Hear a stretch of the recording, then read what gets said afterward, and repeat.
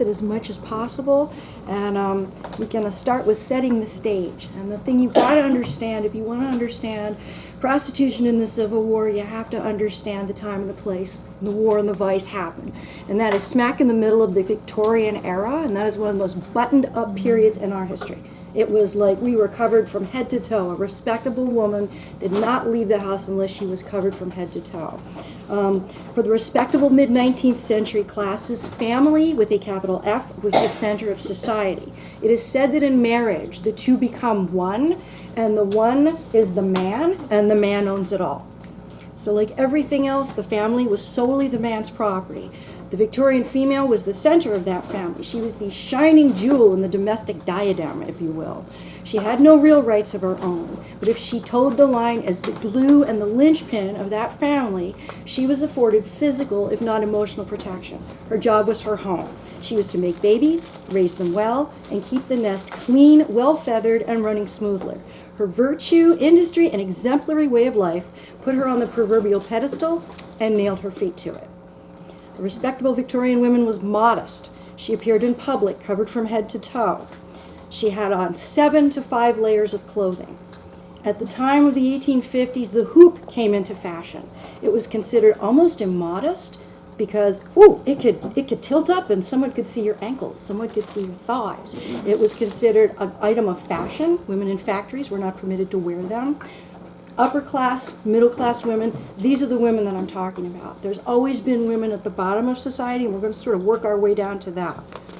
So we got the 5 to 7 layers of clothing, a hat, a bonnet, in many cases a veil. It was all about modesty. You were not to, if you were respectable, you did not leave the house unescorted. You did not leave the house at night. You did not leave the house without your head covered and gloves on. You were not to make eye contact with men you did not know and had not been introduced to. You were not allowed to receive calling cards from men you did not know and had not been introduced to. You were not allowed to speak in any way relate to men that you did not know or had not been properly introduced to. More than anything, a respectable Victorian woman was not to enjoy sexual congress with her husband. Sex was for reproduction. The woman was to be ever available for respectable married sex, for how else do you get those babies, but should not find it agreeable. A woman who desired and liked sex was believed to suffer a deficit of morals, character, and even mental stability.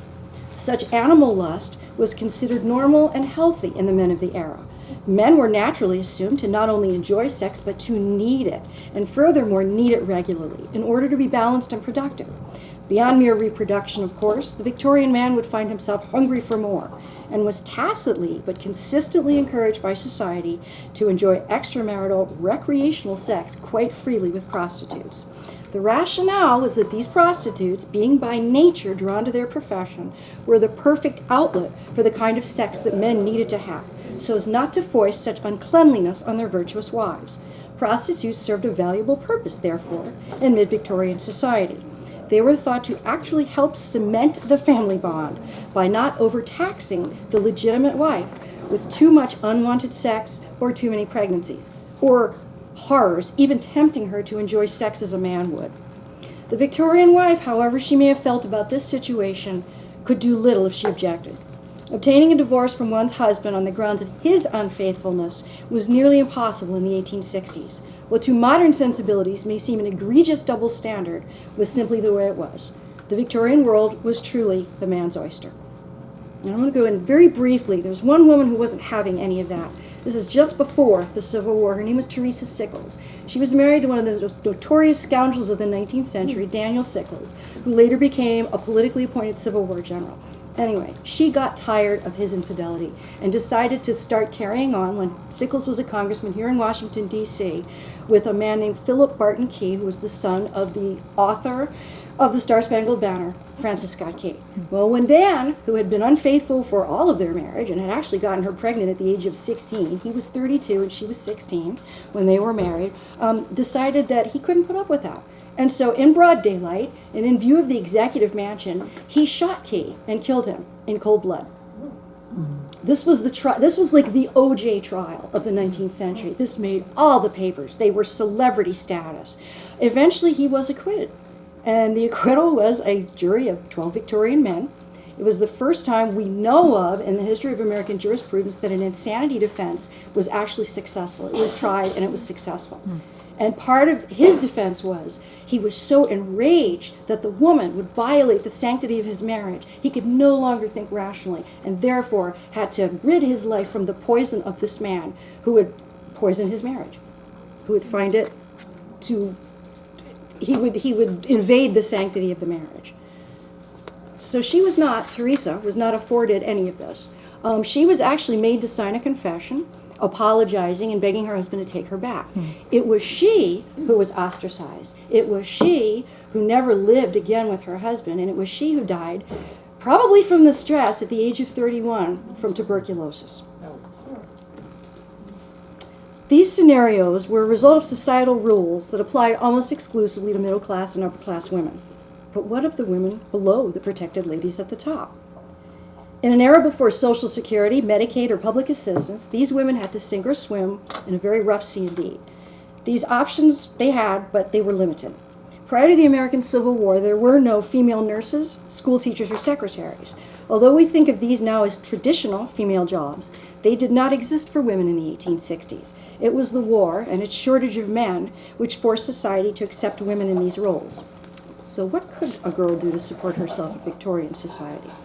Well, dirty clothing is common to all classes, so you could always be a laundress. It was hard work, it was dirty work.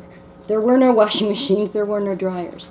You start the fire, fill the kettles, boil and soak the clothing, wring it out, hang it up to dry. Remember, this was all done by hand. A single load of laundry could take all day. If you were lucky as a laundress, you could make about $1 a week. During the Civil War, the demand for laundresses increased, but if this woman wished to work for the Army, in many cases she had to present letters of reference attesting to her virtue and good character. And the rationale was that as a young woman, around all of these oversexed young men, she would have to be immune to being tempted or being a temptress. You could also be a seamstress. Now, the sewing machine had been invented by the time of the Civil War, but they were still too expensive for most people. So most sewing was still done by hand and done by a seamstress. The trade was rife with exploitation. For example, some employers would ask 200 women to make free shirts with the promise of a job if they turned out well. The employer would take all of the shirts first, but hire only about a dozen women to actually work, ending up with hundreds of shirts to sell at no cost. Or the seamstress would be given a job to make a man's suit. She would have to pay a deposit on the piecework materials which she took home.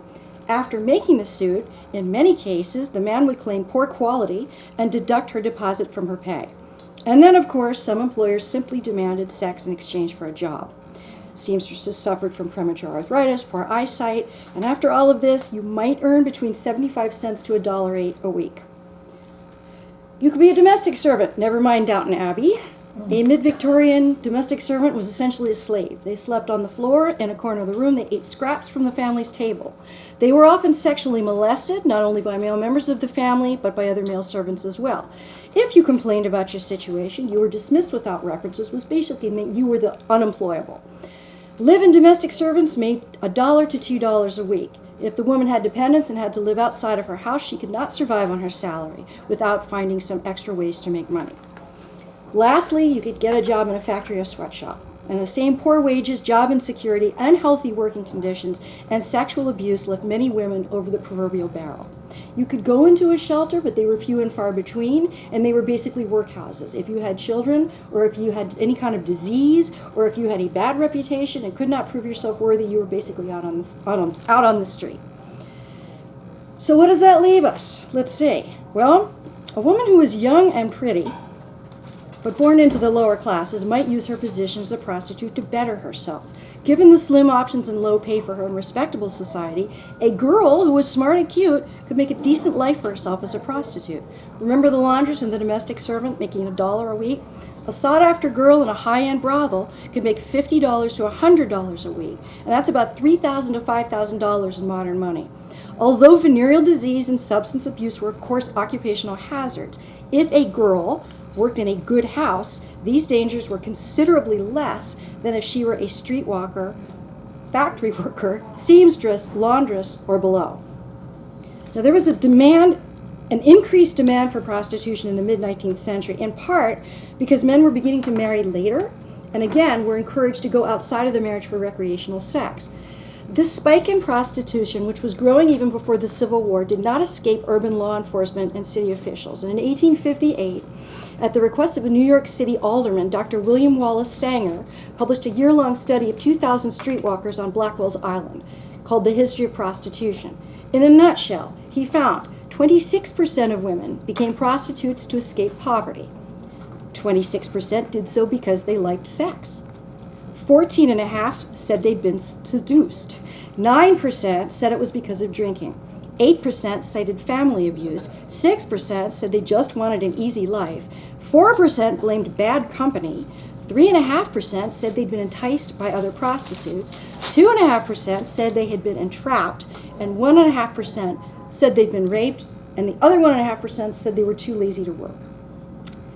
As a typical Victorian man, Sanger doubted the claim of some of these prostitutes that they chose their profession because they enjoyed sex. He says in his report, "The full force of sexual desire is seldom known to a virtuous woman. Man is the aggressive animal, so far as desire is involved. Were the passions in both sexes equal, illegitimacy and prostitution would be far more rife." At the time of the Civil War, prostitution was women-run and women-owned. A madam of the higher class owned her own house. In addition to her girls, she employed men as butlers, doctors, and bouncers, but ran and owned the business herself. Prostitution was not technically illegal at this time, but prostitutes were prosecuted under vagrancy, disorderly persons, or public nuisance laws. If a madam or prostitute stayed outside of the notice of law enforcement, she was allowed to ply her trade unmolested. It was only when complaints of disorderly conduct, public drunkenness, vagrancy, etc. surfaced that the women were arrested and taken to court. The law was more lenient with brothel prostitutes than with streetwalkers. The rationale was that brothel prostitutes were hidden in the better houses and therefore not as obvious. High-end Civil War-era prostitutes had their own benches in the park, their own section in church, their own seats at the theater. As long as they didn't directly associate in public with respectable folk, they were tolerated. Victorians could accept prostitution as long as the prostitutes could blend in publicly and conduct their business out of sight. Successful madams and prostitutes were actually able to live independently, making their own money and their own life decisions in a way that no other Victorian woman could. Some married a benefactor or regular customer. Others saved their money and bought property, retiring comfortably. All in all, a mid-19th century brothel prostitute in one of the good houses had actually better food, clothing, housing, and health care than any other poor Victorian woman on her own. Prostitutes were never actually referred to as such. It was as if even saying the word could compromise one's respectability. Some popular Victorian euphemisms were daughters of pleasure, Cyprians, frail sisters, soiled doves, and public women. There was a hierarchy of whoredom, if you'll excuse the phrase. The youngest and prettiest prostitutes were usually mistresses or courtesans. They were kept by one man exclusively and never ever referred to as a prostitute. The man gave her a place to live, dressed her, paid all of her bills. The mistress and the benefactor often had children together, and it was a lifelong arrangement. Next down the line, we have the prostitute who worked in the better brothel or was among the high-class streetwalkers. She was generally from the middle classes and had some education. The classier prostitute dressed no differently than the average Victorian woman. It was the nonverbal signals which distinguished her. She was out by herself and often at night. She made direct eye contact and spoke with men she didn't know. Often she would begin her transaction with lines like, "Are you a sporting gentleman, sir?" She would extend a foot, pointing in the direction in which the customer was to follow. The brothel in which she worked was much like a fancy upper-class house of the day, with fine furnishings, excellent food, and top-shelf liquor. These brothels were not only used for sex, but as gentlemen's club. Businessmen of the day often entertained clients at these places, considering it good customer service. A visit for a single evening could cost several $1,000s in today's money. Similar houses could be found almost anywhere in any big city. At the time of the Civil War, high-class brothels had not yet been relegated to bad neighborhoods.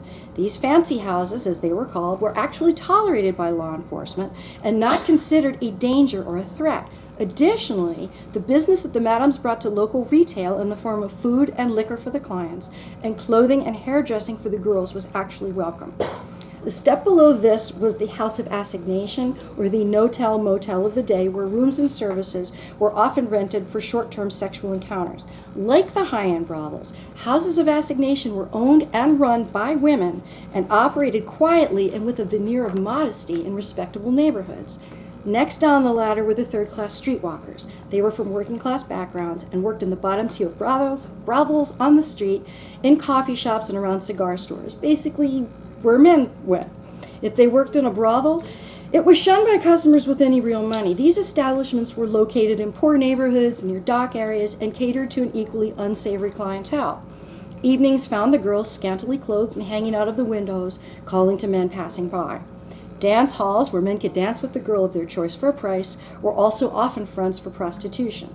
This class of prostitute also picked up clients at saloons, where she would either go upstairs to a room provided for them there or off the premises.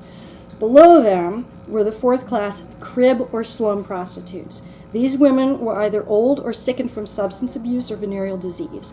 Slum prostitutes conducted business in a single tenement room. Crib girls plied their trade in cribs or stalls. Lest you think, and this is important, lest you think that I'm sugarcoating or romanticizing 19th century prostitution, for the women of these two categories, there was nothing refined, easy, or safe about their lives. In the hierarchy of whoredom, this was the lowest that one could fall. During the Civil War, as more men died and more women lost their sole means of male support, many did indeed turn to prostitution at almost one of these every levels, at least temporarily, to survive. Ironically, although the paucity of male supporters may have driven some women to prostitution, the armies of both North and South offered many opportunities for these prostitutes to make a living. Large groups of young men, away from home for the first time in their lives and getting a regular paycheck, created a demand that these enterprising women were happy to meet. In the larger cities, brothels sprang up almost overnight, as cities like Washington, D.C. and Richmond were overrun by soldiers, politicians, and government contractors. Guides to brothels, or sporting houses, were published by various religious societies, including the Young Men's Christian Association, to help warn men away from these dens of iniquity. But the guides were, in fact, used to find them. During the war, prostitutes could also be found camped close by the armies during their winter encampment. Typically, Civil War battles took place during warm weather, so a winter soldier's camp was sheer boredom. How closely the women were camped, if at all, depended on the view of the commanding officer.